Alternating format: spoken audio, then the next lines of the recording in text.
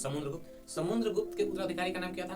तो चंद्रगुप्त द्वितीय। चंद्रगुप्त द्वितीय के उत्तराधिकारी का नाम क्या था? तो कुमारगुप्त प्रथम या फिर गोविंदगुप्त कही।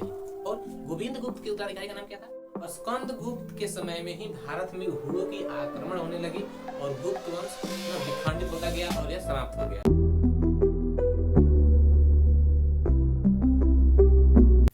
आइए आगे हम समझते हैं गुप्त वंश यानी कि गुप्त साम्राज्य के बारे में। अगर हम बात करें गुप्त साम्राज्य की, तो गुप्त साम्राज्य की स्थापना किए थे श्रीगुप्त, और श्रीगुप्त के पुत्र का नाम था घटोत्कच। और श्रीगुप्त ने गुप्त साम्राज्य की स्थापना कौशाम्बी में किया था। कहाँ पे किया था? कौशाम्बी में। लेकिन ये समझने से पहले हम लोगों को ये समझना होगा कि आखिर ये गुप्त साम्राज्य है क्या, ना कैसे हुआ इसका विकास। तो हम अगर बात करें कि गुप्त साम्राज्य का विकास कैसे हुआ, तो भारत में जब कुषाण अपना फैलाव कर रहे थे, यानी कि हमने पिछले वाले वीडियो में पढ़ा है भारत में यवन राज्य में कि 4 गो विदेशी आक्रमण हुए, हिंद, यूनानी, शक, पहलव, कुषाण। तो जब कुषाण भारत में अपना फैलाव कर रहे थे, उसी टाइम पे उत्तरी भारत में एक साम्राज्य फैल रहा था, कह सकते हैं एक वंश फैल रहा था, जिसका नाम था गुप्त वंश। और गुप्त वंश के संस्थापक कौन थे? श्रीगुप्त। और श्रीगुप्त ने गुप्त वंश की स्थापना कौशाम्बी में किया, और श्रीगुप्त के पुत्र का नाम क्या था? घटोत्कच था। क्या नाम था? घटोत्कच था। और यह स्थापना किए और मर गए, यानी कि ये कोई खास काम नहीं किए, क्योंकि अगर ये कोई खास काम किए रहते तो इनकी चर्चा गुप्त वंश में आगे होती। लेकिन ये कोई खास काम न करने की वजह से न केवल इनसे यही क्वेश्चन पूछता है कि गुप्त वंश के संस्थापक का नाम बताइए, तो श्रीगुप्त ना। और यहाँ से एक और क्वेश्चन पूछता है कि गुप्त साम्राज्य या फिर गुप्त वंश किसके सामंत थे? तो कुषाण के, क्योंकि जब कुषाण भारत में था उसी टाइम पे गुप्त वंश भी अपना फैलाव कर रहा था। तो गुप्त वंश और कुषाण वंश ये दोनों आपस में सामंत थे ना, यानी कि दोनों बराबर कैटेगरी में आ रहे थे। अगर हम बात करें कि गुप्त वंश के सबसे महान शासक का नाम क्या, देखिए स्थापना किसी और ने किया, लेकिन इस वंश में महान कोई और हो गया ना, यानी कि स्थापना हुआ था श्रीगुप्त के द्वारा, लेकिन महान सम्राट बन गया चंद्रगुप्त। कौन बन गया? चंद्रगुप्त प्रथम। इसका नाम प्रथम इसलिए है क्योंकि चंद्रगुप्त नाम से गुप्त वंश में 2 राजा हुए ना, तो पकड़ने के लिए कि कौन पहला है और कौन आखिरी है, इसलिए इसके नाम के यानी कि नाम के बाद में क्या लग गया? पहला लग गया। यानी कि गुप्त वंश का कह सकते हैं जो महान सम्राट था वह चंद्रगुप्त प्रथम था। और चंद्रगुप्त प्रथम को हम लोग महाराजाधिराज के नाम से भी जानते हैं। किसके नाम से? महाराजाधिराज। यानी कि चंद्रगुप्त प्रथम ने महाराजाधिराज की उपाधि ग्रहण किया था। और चंद्रगुप्त जो है वह ना लिच्छवी की राजकुमारी देवी से यानी कि विवाह किया था, और लिच्छवी यानी कि वैशाली में ना वह राजगद्दी पर बैठा 320 ईस्वी में, यानी कि 320 ईस्वी में चंद्रगुप्त प्रथम जो है वह कहाँ बैठा था, यानी कि कहाँ का राजा बना? तो लिच्छवी यानी कि वैशाली का ना। और चंद्रगुप्त प्रथम एक अपना लॉन्च किया कैलेंडर, उसका नाम क्या था? तो गुप्त वंश यानी कि गुप्त संवत। गुप्त वंश में एक कैलेंडर आया जिसका नाम था गुप्त संवत। गुप्त संवत के रचयिता चंद्रगुप्त प्रथम। एक और आप लोगों ने पढ़ा था पीछे ना, शक संवत। शक संवत कुषाण के समय में आया था। एंड एक आया था विक्रम संवत, जो कि एक उज्जैन का राजा था। शकों को मारा, इतना मारा कि उन पर विजय प्राप्त करके अपना विक्रमादित्य की उपाधि प्राप्त की, और विक्रमादित्य की उपाधि प्राप्त करने के बाद एक अपना लॉन्च किया विक्रम संवत नाम का कैलेंडर। तो विक्रम संवत किसने लॉन्च किया था? तो उज्जैन का एक ना राजा था। और शक संवत कुषाणों ने। गुप्त संवत गुप्त वंश का एक महान राजा चंद्रगुप्त प्रथम। और यह कब आई थी? 320 ईस्वी में। अगर हम बात करें कि चंद्रगुप्त मौर्य के बेटे का नाम क्या था, तो समुद्रगुप्त। क्या नाम था? चंद्रगुप्त मौर्य के बेटे का नाम समुद्रगुप्त, और यह राजा बना 335 ईस्वी में। कब बना? 335 ईस्वी में यह राजा बना। यानी कि चंद्रगुप्त प्रथम का उत्तराधिकारी कह सकते हैं समुद्रगुप्त है। और समुद्रगुप्त को भारत का नेपोलियन कहा जाता है। क्या कहते हैं? भारत का नेपोलियन। ठीक है, यानी कि भारत का नेपोलियन समुद्रगुप्त को कहा जाता है। और समुद्रगुप्त के बेटे का नाम क्या था? समुद्रगुप्त के बेटे का नाम था चंद्रगुप्त। क्या नाम था इसके बेटे का? चंद्रगुप्त द्वितीय। और यह समुद्रगुप्त का उत्तराधिकारी था। और यह वैशाली की यानी कि यह राजा बना कब? 380 ईस्वी में। देखिए 320 में बनता है राजा चंद्रगुप्त प्रथम, 335 में बनता है समुद्रगुप्त, और 380 में बनता है चंद्रगुप्त द्वितीय। यहाँ पे 2 नाम होने की वजह से ना जो पहला था उसके नाम के पहले प्रथम, और जो लास्ट में आया उसके नाम के बाद में क्या लग गया, द्वितीय लग गया। और चंद्रगुप्त द्वितीय जो था यह शकों को भी यानी कि हराया था, और शकों को हराने के साथ साथ ये कुछ और युद्ध जीते, और जीतने के बाद है ना, खास करके यह शकों को हराया, और शकों को हराने के बाद देखिए शकों को तो सबसे पहले उज्जैन का एक शासक मार के भगा दिया था, लेकिन कुछ शक बच गए थे, तो कुछ शक बच गए थे, तो उन लोगों को भगाने के लिए चंद्रगुप्त द्वितीय ने युद्ध किया, और उस युद्ध में यह जीत गया, और जीतने के बाद अपने आप को विक्रमादित्य की उपाधि दी। किसने? चंद्रगुप्त द्वितीय ने। अगर हम बात करें कि देखिए भारत का नेपोलियन किसे कहते हैं हम लोग? समुद्रगुप्त को। और समुद्रगुप्त जो कि चंद्रगुप्त द्वितीय के पिता का नाम है ना, तो समुद्रगुप्त को ही हम लोग बोलते हैं कविराज। क्या बोलते हैं? कविराज। क्योंकि समुद्रगुप्त जो था यह इसको संगीत में बहुत मन लगता था, और संगीत में मन लगने के कारण ना यह कुछ न कुछ गाता रहता था और कुछ न कुछ लिखता रहता था।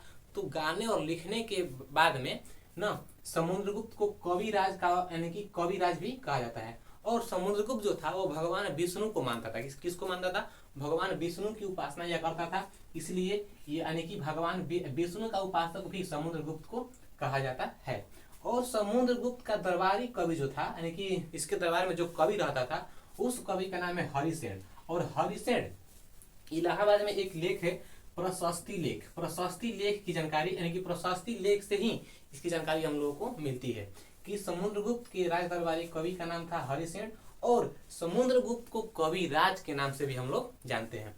अगर थोड़ा सा हम और आगे बढ़े तो हमने जाना है कि चंद्रगुप्त जो द्वितीय था यह शकों पर विजय प्राप्त किया, अपने आप को विक्रमादित्य की उपाधि दी, और उपाधि देने के बाद में जब यह पूरी तरह से फल फूल गया चंद्रगुप्त द्वितीय, तो इसी के काल में भारत में एक आया चीन का बौद्ध यानी कि चीनी यात्री। कौन? चीन का एक यात्री है ना, चीन का यहाँ पे ऐसे लिखिए, चीन का बौद्ध यात्री आया चंद्रगुप्त द्वितीय के शासन काल में। यानी कि फाहियान जो व्यक्ति था वह एक बौद्ध धर्म को मानने वाला व्यक्ति था, और इसी के शासनकाल में यानी कि फाहियान चंद्रगुप्त द्वितीय के शासनकाल में भारत में आया। तो क्वेश्चन पूछता है कि फाहियान किसके शासनकाल में भारत में आया था? तो चंद्रगुप्त द्वितीय के काल में भारत में आया था। ठीक। और चंद्रगुप्त द्वितीय के राज कवि का नाम था साब। क्या नाम था इसके कवि का? साब। और समुद्रगुप्त के राज दरबारी कवि का नाम था हरिसेन।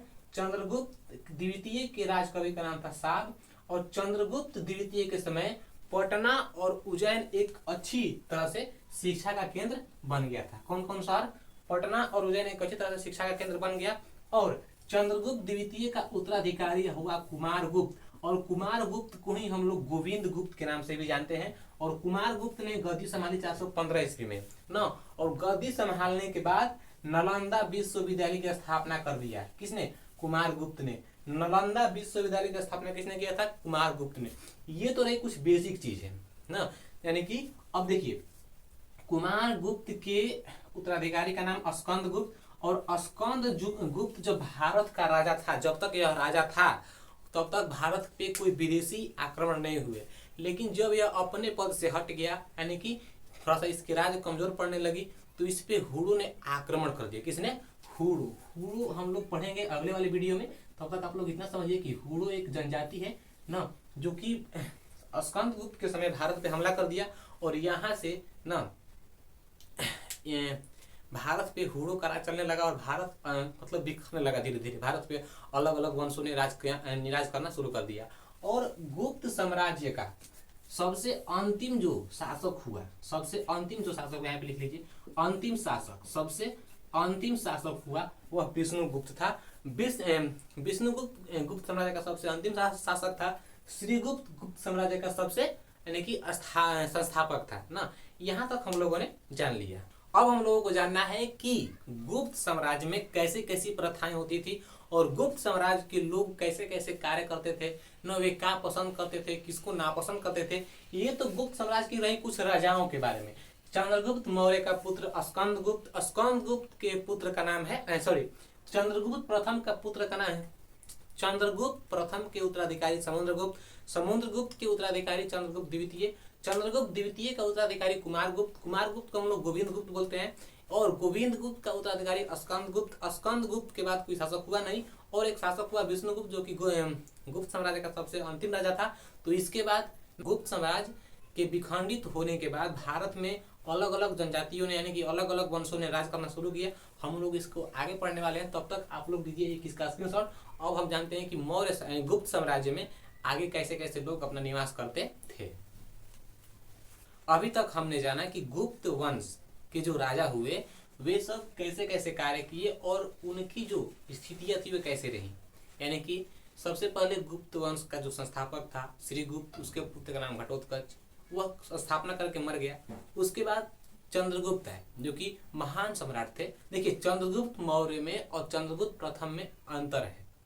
चंद्रगुप्त मौर्य मौर्य वंश के यानी कि वो मौर्य वंश के थे, लेकिन चंद्रगुप्त जो प्रथम है वह गुप्त वंश का था। लेकिन उसके उत्तराधिकारी का नाम क्या था? समुद्रगुप्त। समुद्रगुप्त के उत्तराधिकारी का नाम क्या था? तो चंद्रगुप्त द्वितीय। चंद्रगुप्त द्वितीय के उत्तराधिकारी का नाम क्या था? तो कुमारगुप्त प्रथम या फिर गोविंद गुप्त कहिए। और गोविंद गुप्त के उत्तराधिकारी का नाम क्या था? स्कंदगुप्त। स्कंदगुप्त के समय में ही भारत में हुड़ों की आक्रमण होने लगी और गुप्त वंश न विखंडित होता गया और यह समाप्त हो गया। गुप्त वंश का जो अंतिम राजा था वह विष्णुगुप्त था। अभी तक हमने ये सब जाना है, लेकिन गुप्त वंश में कैसी कैसी प्रथाएं, मतलब कि किस किस को हम लोग क्या क्या बुलाते थे, आइए हम अब समझते हैं। गुप्त वंश में जो सबसे बड़ी प्रादेशिक इकाई होती थी, मतलब कि प्रदेश की सबसे बड़ी इकाई जो होती थी उसको हम लोग देश बोलते थे, और देश पे जो राज करता था उसको हम लोग गोपना बोलते थे। गोपना ना, यानी कि गुप्त वंश की सबसे बड़ी प्रादेशिक इकाई देश, देश पे जो राज करता था गोपना बोला जाता था। और गुप्त वंश की दूसरी प्रादेशिक इकाई को भुक्ति या फिर प्रांत कहते थे, और भुक्ति या फिर प्रांत पे जो राज करता था उसको हम लोग उपरिक बोलते थे। क्या बोलते थे? उपरिक। देखिए देश पे राज करने वाले को गोपना, प्रांत पे राज करने वाले को उपरिक, और इसकी जो तीसरी इकाई थी, कौन? तीसरी, यानी कि तीसरी कहिए या फिर प्रादेशिक इकाई के नीचे वाला स्तर कहिए ना, यानी कि तीसरी प्रादेशिक इकाई को हम लोग बोलते थे इसमें जिला या फिर विषय। और जो भी जिला या फिर विषय पर राज करता था उसको हम लोग विषयपति बोलते थे। क्या बोलते थे? विषयपति ना, यानी कि जिला और विषय पर राज करने वाले को विषयपति बोलते थे। और इसमें गुप्त वंश में कुछ पुलिस तो मैंने मतलब कि सेना तो हो गई, और उसमें कुछ पुलिसें भी थी, मतलब कि अभी के समय कैसे पुलिस है, तो उस टाइम पे भी पुलिस जो शब्द है उसका वर्ड किया गया था। एंड पुलिस विभाग के ना मुख्य अधिकारी का नाम क्या था? दंडपासी। यानी कि अभी के समय में जैसे मान लीजिए कोई थाना है तो उसके मुख्य अधिकारी को हम लोग बोलते हैं बाबू साहेब, बोलते हैं ना बाबू साहेब, कि मतलब कि बड़ा बाबू आया चाहे बाबू साहेब आया है। तो उसी प्रकार से पुलिस विभाग के जो मुख्य अधिकारी थे गुप्त वंश में, उस टाइम पे हम लोग उसको बोलते थे दंडपासी। क्या बोलते थे? दंडपासी। और पुलिस अधिकारी में जो कर्मचारी होते थे, पुलिस विभाग में कहिए या फिर पुलिस अधिकारियों में कहिए, जो कर्मचारी होते थे, मतलब कि जो छोटे मोटे पद पे थे, यानी कि जो हवलदार होते थे, उन लोगों को हम लोग बोलते थे चाट या फिर भाट। अधिकारियों को चाट या फिर भाट, और थोड़ा सा नाम अटपटा है ना, चाट या फिर भाट, ये कर्मचारियों को हम लोग बोलते थे। लेकिन जो मुख्य अधिकारी होते थे उनको हम लोग बोलते थे दंडपासी। और प्रशासन की सबसे छोटी इकाई कौन सी थी? ग्राम थी। ग्राम यानी कि गांव कह सकते हैं हम लोग। देखिए प्रशासन की सबसे छोटी इकाई ग्राम गुप्त वंश में, सबसे बड़ी इकाई कौन सी है? देश है। देश पे राज करने वाले को गोपना, ग्राम पे राज करने वाले को ग्रामिक बोलते थे। ग्रामिक, ग्रामिक जो गांव पे राज करता था उसको हम लोग बोलते थे ग्रामिक। और जो गांव के जो सदस्य होते थे उन सदस्यों को बोलते थे हम लोग महतर। क्या बोलते थे? महतर। यानी कि गुप्त वंश में जो लोग गांव के सदस्य थे उनको महतर, जो गांव पे राज करते थे उनको हम लोग ग्रामीण बोलते थे। ठीक। एंड गुप्त वंश में सबसे अधिक सोने के सिक्के चढ़ाए गए। किसके? सोने के सिक्के चढ़ाए गए। और ऐसे पूछता है क्वेश्चन कि गुप्त वंश किस राजाओं ने सर्वाधिक सोने के सिक्के चलाए? तो गुप्त राजाओं ने ना। यहाँ से ये थोड़ा सा क्वेश्चन पूछता है ना, इसको आप लोग मार्क कर लीजिएगा यहाँ पे। ठीक। और गुप्त वंश में स्वर्ण मुद्राओं को हम लोग बोलते थे दिनार। क्या बोलते थे? दिनार। और दिनार तो स्वर्ण मुद्राओं को बोलते ही थे, लेकिन व्यक्तिगत लेन देन के लिए ना गुप्त राजाओं ने एक और सिक्का जारी किया था। ये चांदी का था। किसका था? चांदी के सिक्के को जारी किया था, और सबसे अधिक स्वर्ण मुद्राएं। और गुप्त वंश की अगर हम बात करें तो गुप्त वंश में जो वैश्याएं होती थी ना, यानी कि जो वैश्याएं होती थी उन वैश्याओं को हम लोग बोलते थे गणिका। क्या बोलते थे? गणिका। यानी कि वैश्याओं को गणिका, और जो वैश्याएं वृद्ध होती थी यानी कि जो बूढ़ी होती थी उन बूढ़ी वैश्याओं को हम लोग बोलते थे कुटनी। क्या बोलते थे? कुटनी। यानी कि गुप्त वंश में वैश्याओं को गणिका और वृद्ध वैश्याओं को कुटनी बोला जाता था। ठीक। और थोड़ा सा और आगे बढ़े तो हम जानेंगे कि गुप्त वंश की शासकीय भाषा, यानी कि शासक करने वाला जो भाषा था वह था संस्कृत। और गुप्त सम्राट जितने भी गुप्त राजा हुए वे सभी वैष्णव धर्म के अनुयायी थे। किस धर्म के अनुयायी थे? वैष्णव धर्म के अनुयायी थे। ये था तो गुप्त वंश, लेकिन अनुयायी किसके थे? ये वैष्णव धर्म के अनुयायी थे। और गुप्त वंश का जो राजकीय चिन्ह था, फिर कह सकते हैं राज्य का जो चिन्ह था वह था गरुड़। गरुड़ था इसका राजकीय चिन्ह ना। अगर हम बात करें कि गुप्त वंश का जो राजकीय चिन्ह था वो क्या था, तो गरुड़ था ना। ऐसे हमारे भी राज्य में हर एक, यानी कि हर राज्य का एक अपना राजकीय चिन्ह होता है, और हर देश का एक मतलब कि एक नेशनल चिन्ह होता है, यानी कि राज्य राष्ट्रीय चिन्ह होता है ना। तो आप लोग जानते हैं कि भारत का राष्ट्रीय चिन्ह क्या है, आप लोग को बताने की आवश्यकता नहीं है। अगर हम बात करें कि शासकीय भाषा कौन सी थी? संस्कृत थी। और गुप्त सम्राट किस धर्म के अनुयायी थे? वैष्णव धर्म के अनुयायी थे। और इन लोगों की राजकीय चिन्ह क्या थी? गरुड़ थी। यानी कि गरुड़ देवता कह सकते हैं आप लोग, या फिर गरुड़ जो पंछी है होता है ना, वो इन लोगों की राजकीय चिन्ह थी। ठीक। अब देखिए एक और आप लोग इसको मार्क कीजिएगा, ये क्वेश्चन पूछता है आप लोगों से ना, VVI है। ठीक है, कि संस्कृति उपलब्धियों के कारण गुप्त वंश को किस युग के नाम से जाना जाता है? यानी कि सांस्कृतिक जो है, यानी कि संस्कृति उपलब्धियों के कारण गुप्त वंश को किस काल के, यानी कि किस काल या फिर किस युग के नाम से जाना जाता है? तो स्वर्ण युग के नाम से जाना जाता है। या फिर यूं कहें तो गुप्त काल को संस्कृतियों के उपलब्धियों के कारण स्वर्ण युग भी कहा जाता है। ये रही हमारी पूरी गुप्त काल कहिए, या फिर गुप्त वंश कहिए, या फिर गुप्त साम्राज्य कहिए। यहाँ तक हम लोगों ने इस वंश की पूरी जानकारी प्राप्त कर लिया है ना। एंड अब हम जानेंगे कि गुप्त वंश पे जो हुडो आए उसको हम लोग समझेंगे, लेकिन इसका खंडन कैसे हुआ अगर हम बात करें तो गुप्त वंश का जो अंतिम शासक था विष्णुगुप्त ना, और एक और राजा था गुप्त वंश में स्कंदगुप्त। तो जब स्कंदगुप्त जब भारत का राजा था, सॉरी गुप्त वंश का जो राजा था स्कंदगुप्त, तो उसी के समय में हुडो ने आक्रमण किया ना।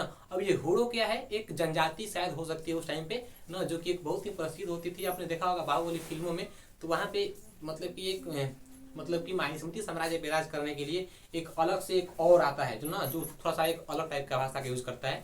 तो उस टाइम पे वे मतलब कि कुछ बोलता है वहां पे। तो उसी प्रकार से गुप्त वंश का विनाश करने के लिए हुडो आए थे, और यहाँ से गुप्त वंश विघटित होने लगा। और स्कंदगुप्त के समय में ही हुडो ने गुप्त वंश पे राज किया था। तो क्वेश्चन पूछता है कि किसके समय में हुडो ने भारत पे राज किया? तो स्कंदगुप्त के समय। और स्कंदगुप्त के समय में हुडो ने जब राज किया था तो स्कंदगुप्त उन लोगों को संभाल लिया, लेकिन स्कंदगुप्त के बाद ऐसा कोई भी शासक नहीं हुआ जो हुडो को रोक सके ना। और विष्णुगुप्त अंतिम शासक भले ही था, लेकिन यह हुडो को रोकने में असमर्थ रहा, इसलिए गुप्त वंश की पूरी विघटन हो गया और वंश धीरे धीरे खत्म हो गया। एंड ये पूरी गुप्त वंश की आप लोगों के साथ रही नॉलेज ना। तब तक लीजिए आप लोग इसका एक स्क्रीनशॉट। हम आगे पढ़ेंगे इसके अगला, यानी कि इसके बाद कौन सा वंश आया, उनकी प्रकृति कैसी थी, वे कैसे प्रवृत्ति के थे ना। तब तक के लिए धन्यवाद। हम मिलते हैं एक अगली वीडियो में एक नए टॉपिक के साथ।